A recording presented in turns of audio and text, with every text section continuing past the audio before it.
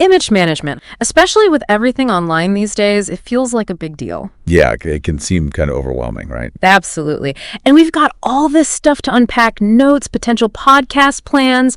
You know, it's funny. Sometimes image management feels like some new trendy thing. Right. But it's always been around. I mean, think about it. People have always cared about how they're perceived. That's true. What's different now, W, is the speed at which things happen online and the fact that it's, like, permanent. That digital footprint. Oh, yeah. It's basically a tattoo. It is. Yeah. And it makes me think about one of the quiz questions we have here. It was talking about how if you don't manage your image, you might miss out on opportunities. Oh, yeah. Like a bad first impression that just sticks with you. Have you ever had that happen? Oh, absolutely. I think most of us have. Yeah. Like maybe a social media post you regret or a really awkward intro at an event. I've definitely been there. Yeah. And those things can have consequences. They really can. It makes me think about personal branding. Isn't that basically the foundation for all this? It totally is. It's like the blueprint for how you present yourself to the world. Like, what are your core values? What skills do you want to showcase? Who are you trying to attract? That's a great way to put it. But here's the thing. The quiz also said that different platforms need different approaches. Oh, for sure. Like LinkedIn versus Instagram. They're totally different worlds. Totally. You wouldn't wear a tuxedo to a barbecue, right? Definitely not. So what makes them so different when it comes to image?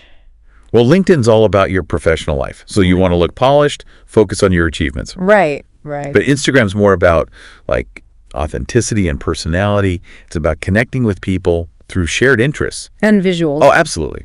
You'd have a good aesthetic. Okay, so that makes sense. But here's something that's been on my mind. The ethics of all this. Yeah. The quiz mentioned this slightly embellished version of yourself dilemma. Right. And I think we all struggle with that. Like, how much is okay to polish your image before it's just misleading? Yeah, that's tough. There's no easy answer, is there? I don't think so. For me, it's about asking what feels authentic to me.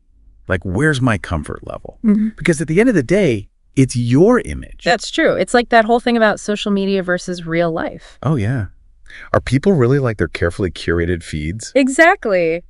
But speaking of authenticity, one of the podcast outlines said that telling stories can make you more relatable. Oh, yeah. Stories are powerful. I wonder, what's a story you could tell that would showcase your strengths? Like maybe a challenge you overcame or a project you were proud of?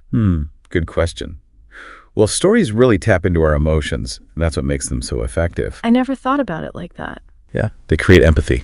Like, you're putting yourself in the other person's shoes, feeling what they felt. That's powerful. It is. It's way more powerful than just listing things off on a resume, you know? Totally. Yeah. It makes me think about how our online presence can be so fragmented. Fragmented. How do you mean? Like, we have a different mask for every social media platform. Oh, I see what you mean. And that actually brings up one of the most important parts of image management. Consistency. Consistency. Think of your online presence as a puzzle. Okay. Each piece is a different platform. Your website, LinkedIn, Instagram, etc. And to have a clear image, those pieces got to fit together. Otherwise, it's just a mess. Exactly. So, like, no posting silly memes on your professional Twitter if you're trying to be a serious expert. Yeah. You want everything to align. Doesn't mean you can't have different sides to you, show different interests, but there should be a connection. A thread that ties it all together. Exactly. So we've got consistency. But let's get down to brass tacks. These sources we're looking at, they have tons of practical tips. I know, right? Like refining communication skills, how you present yourself visually. It's a lot. It is. What do you think are the most important things people should focus on? Well, communication skills for sure, both written and verbal. And then there's how you look, not in a superficial way, but in a way that reflects your brand. Gotcha. And of course, social media. Yeah. It's powerful, but you got to be careful. Oh, yeah. And don't forget feedback. Ask trusted people for their honest opinions That's a good point. and be willing to change based on what you hear. So it's not a set it and forget it kind of thing. Nope. Image management is an ongoing process. Always evolving.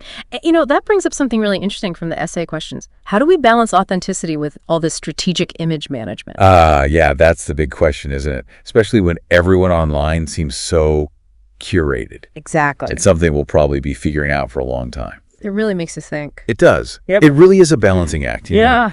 And you know what? It makes me think about how this whole image management thing applies to more than just people.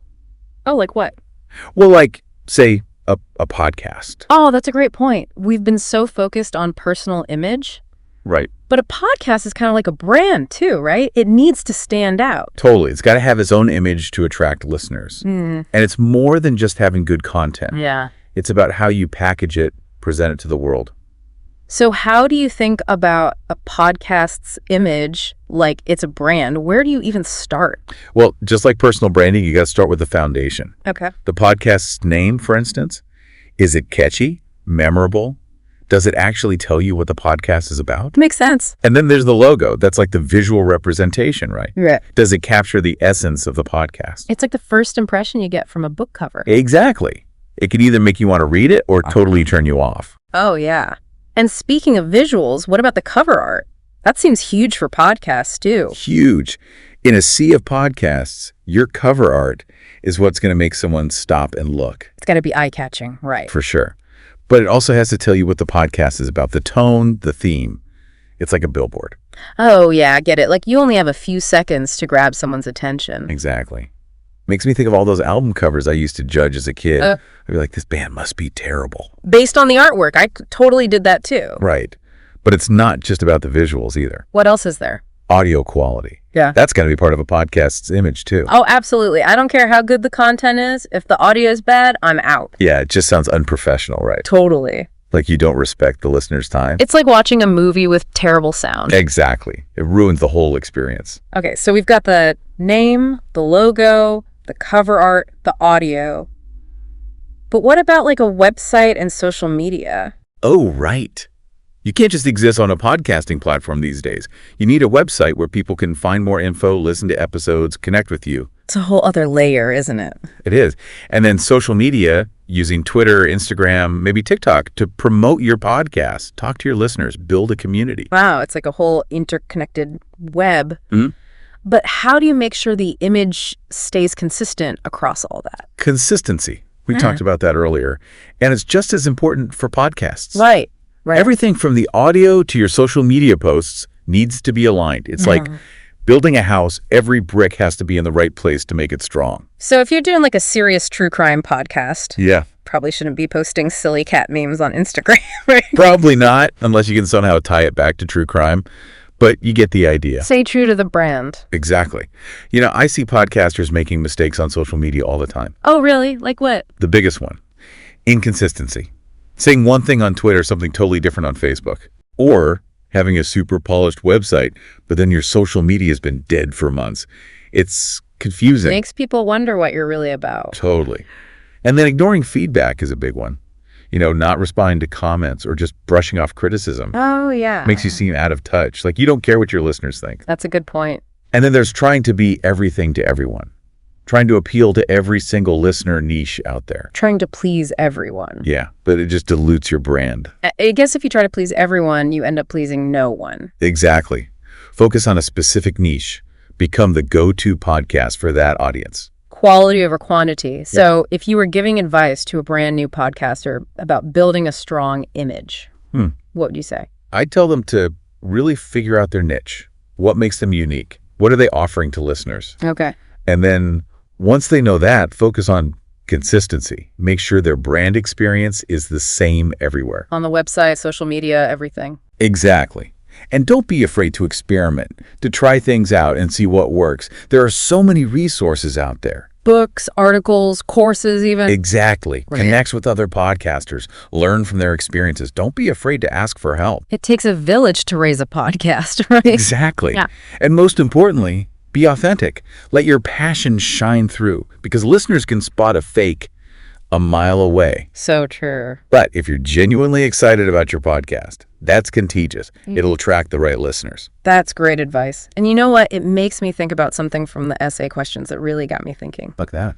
The whole impact of social media on image management. Oh, yeah. Social media has changed everything. Hasn't it? It's like we're all living in this giant reality show, constantly curating our lives for an online audience. It's true. It's democratized image management in a way we've never seen before. Yeah. You used to have more control over your image, Right. but now with social media, everything's out there, good or bad. And it's not just what you post, it's what others post about you too. Right. It's like having a million little paparazzi following you around, and information spreads so fast, one bad tweet, and boom, your reputation's on the line. It's definitely a double-edged sword. On one hand, it's amazing for connecting with people, building your brand, sharing your story. Right. But on the other hand, it can be a breeding ground for negativity, misinformation, cyberbullying. So how do you navigate that? How do you manage your image in this crazy social media world? It's tough. You have to be really mindful. Be mindful. Like, think about what you're posting. How are you interacting with people? Are you being authentic, respectful, adding value? Yay. And are you representing yourself in a way that aligns with your values? It's like that saying, think before you speak. Oh. But now it's think before you post. Exactly. But also remember that social media is just one part of your overall image. Right. It doesn't define you. It's just one piece of the puzzle. And speaking of puzzles, that analogy came up a lot in the source material. I know. It's a good one, right? It really helps you visualize how important consistency is across all platforms.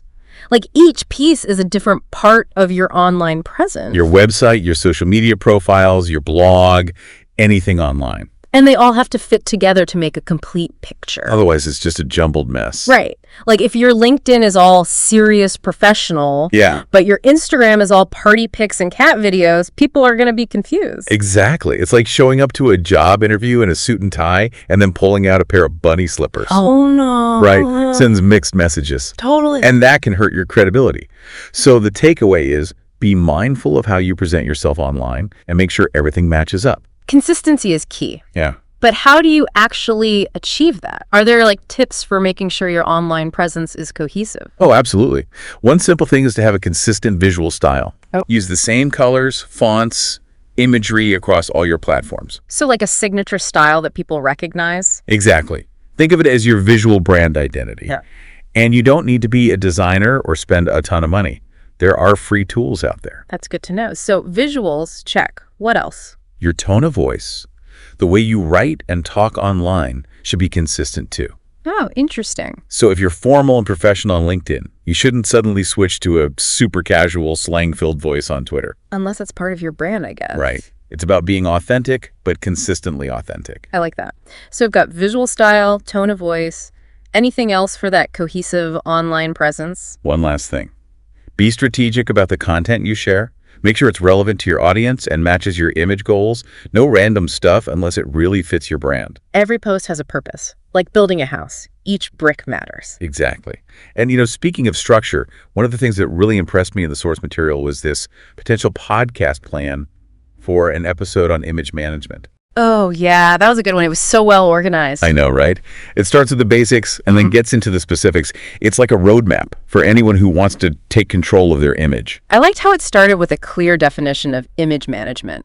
Why it matters in today's world really lays the groundwork. It does. Sometimes we use these terms without really thinking about what they mean. And the podcast plan makes it super clear that image management is all about shaping how other people see you. Whether you're a person, a business, a podcast, anything. Exactly. And then it moves on to this crucial step, self-assessment. Self-assessment. Yeah, like figuring out where you are now, where you want to be, what you want to achieve with your image. You're going to have goals, right? Exactly. You can't manage your image if you don't know what you're aiming for. It's like going on a trip without a map. You'll just end up lost. Right. So take some time to think about your current image. What are your strengths, weaknesses? What do you want people to see? Okay, I'm taking notes. Good.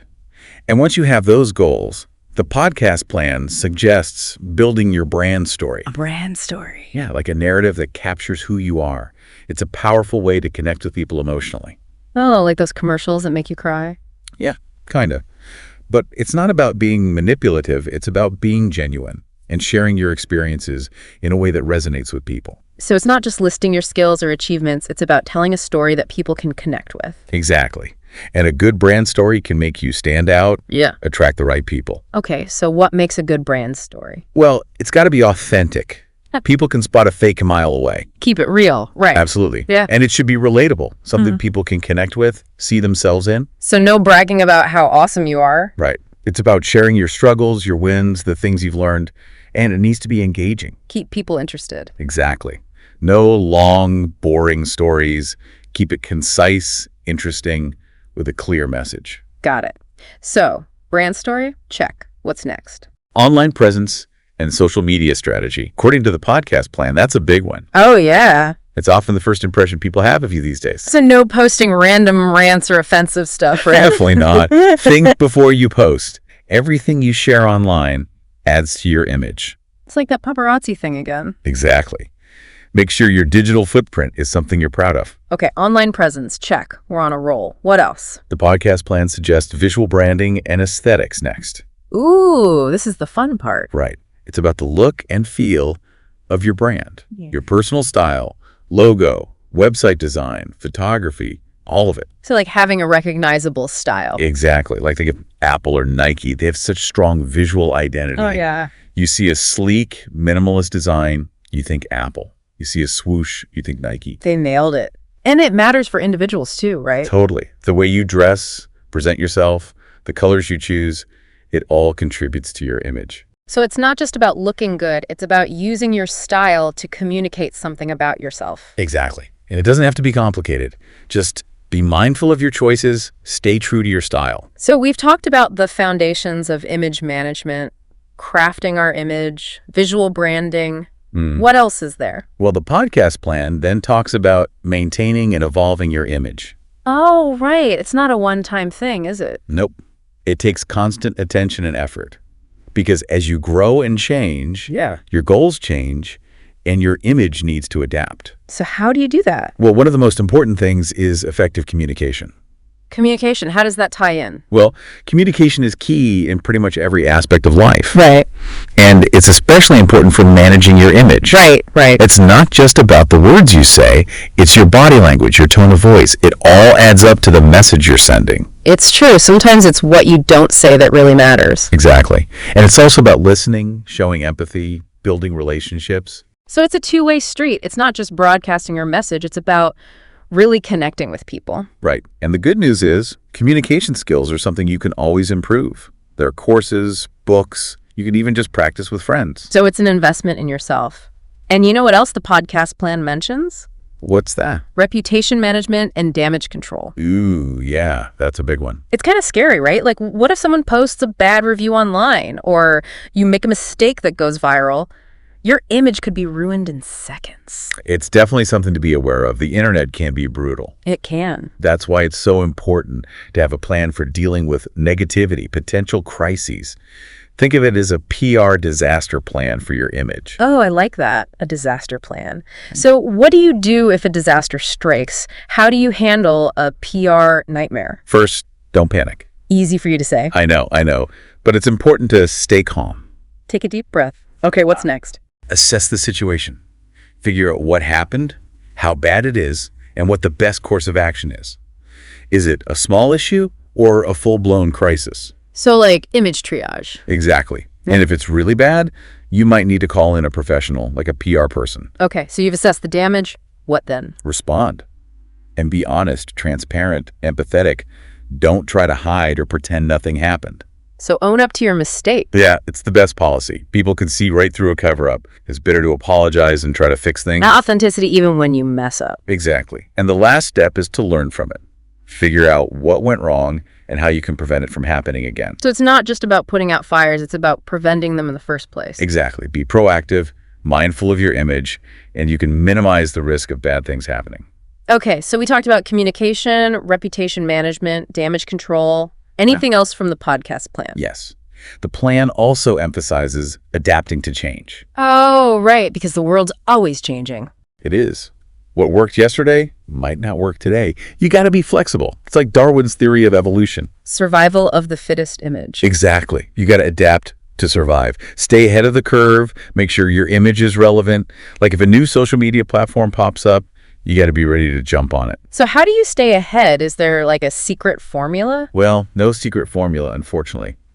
But the podcast plan suggests following industry leaders, going to conferences, reading about the latest trends, basically staying informed. Like continuing education for your image. Exactly. Never stop learning. And speaking of learning, the podcast plan also talks about personal and professional growth. Right.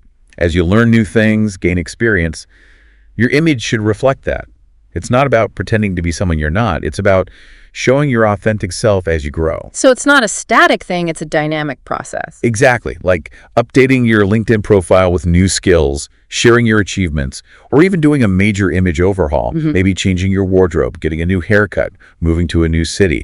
It's about being intentional and making sure your image matches who you are and where you're going. It's about taking control of your story. Okay, so we've covered a ton of ground.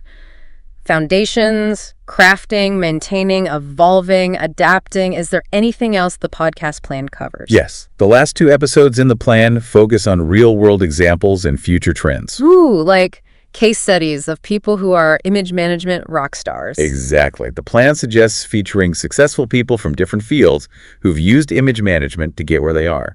Learn from the best. I love that idea. See how they did it? Get inspired. Right. It can give you concrete ideas for your own strategy. And then the final episode is all about the future. Yeah, what lies ahead. The future of image management. I mean, will we all have virtual avatars? Will AI take over image management? Who knows? It's exciting to think about. It is. The plan suggests discussing emerging trends, new technologies that are changing the game. Things like artificial intelligence, virtual reality, the evolving online landscape. It's going to be wild. It is. But with the right tools and mindset, we can all navigate it and use image management to our advantage. Okay, we've covered so much in this deep dive. I know, right? But before we wrap things up completely, I want to touch on something we talked about earlier, ethics. It's true, we can't just talk about all these strategies and tips without thinking about the ethics of it all. It's easy to get so focused on crafting the perfect image that we forget about, well, being a good person. Yeah, you can go caught up in it, can't you? Totally. It's like, how do you present the best version of yourself without being fake or misleading? That's a tough balance. It really is. And it reminds me of that quiz question about the slightly embellished version of yourself. Oh, yeah. It feels like there's this line between showing your best side and just flat out lying. Where do you think that line is? Honestly, I don't think there's one right answer. It's different for everyone. But for me, it's about your intentions. Like, why are you managing your image? What are you hoping to achieve? So are your goals like superficial? Or is there something deeper? Yeah, if it's all about ego or getting ahead no matter what, it's easier to cross that line. Right. But if you're coming from a place of authenticity, wanting to make a real contribution, then your actions will probably reflect that. So how can someone make sure they're being ethical about it? Like, what are some practical things they can do? Well, be transparent. Don't try to hide your flaws or pretend you're perfect. Everyone messes up sometimes. So no hiding those awkward yearbook photos. Exactly. People appreciate honesty. It makes you more relatable, more trustworthy. So no airbrushing your life. What else? Think about how your image affects other people. Oh, that's a good point. We get so focused on ourselves. We do. But in this online world, our image can influence others, for better or worse. Right. It's not just about us. Exactly. So it's good to ask yourself, am I promoting unrealistic standards? Am I contributing to a culture of comparison? Am I being inclusive and respectful? Those are tough questions. They are, but they're important ones to ask. It's about being aware of the impact you're having. Okay, so we've covered so much about image management today. Is there one big takeaway you want to leave our listeners with? Image management isn't about being fake. It's about making sure your outside matches your inside, your values, your goals. It's about being genuine and using your image to achieve those goals. And to make a positive impact on the world. It's not just about looking good, it's about doing good. And it's an ongoing journey. Well said. Well, that's all the time we have for today's deep dive into image management. I hope this has given you some food for thought. Me too. Take some time to reflect on what we've discussed and think about how you can apply it to your own life. And remember, image management is a journey. It's about growing and evolving. So be patient, have fun, and experiment. Find what works for you. Until next time, keep it real and keep rocking your unique, authentic image.